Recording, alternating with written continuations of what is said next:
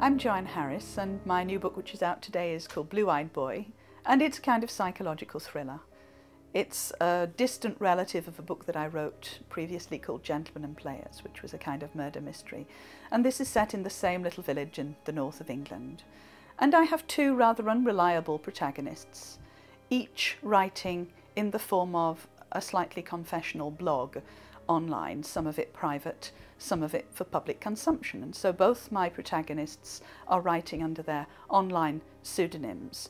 But it becomes clear that Albertine and Blueeyedboy, as we know them, know each other also in real life, and they live quite close to each other, and they have shared a troubled past, and they now have a distant, prickly relationship. And the book, which is structured in a slightly fluid way, gives out small packets of information about these people so that eventually you discover both of their backstories and you discover exactly what they're about. It's an attempt, I suppose, to subvert the kind of linear format of your traditional slick thriller.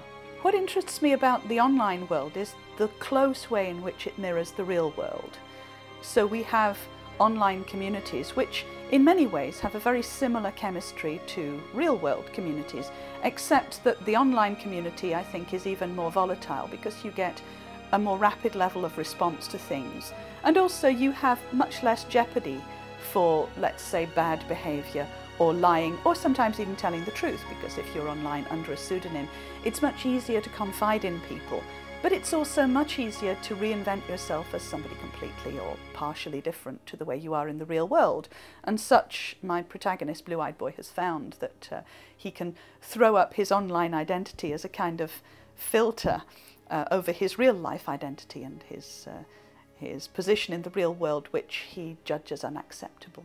With this one, with Blueeyedboy, I think it came out of the fact that I spend, as most authors do, I suppose, a lot of time online, either researching things or just, let's say, wasting time. And it became clear to me that the people that I was encountering all had stories to tell and all interacted in different ways. And you had gossips, you had people who wanted to vent, people who wanted to confide, people looking for friends who shared various passions that they had.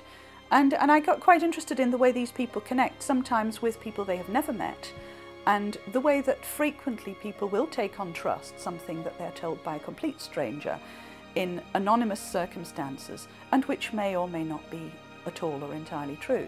This book, I think, will appeal to the ones of my readers who prefer, I suppose, my darker and more challenging themes, people who have liked Gentlemen and Players, and maybe also 5/4 of the Orange and Lollipop Shoes, all of which had rather darker psychological plots than, let's say, Chocolat or Blackberry Wine.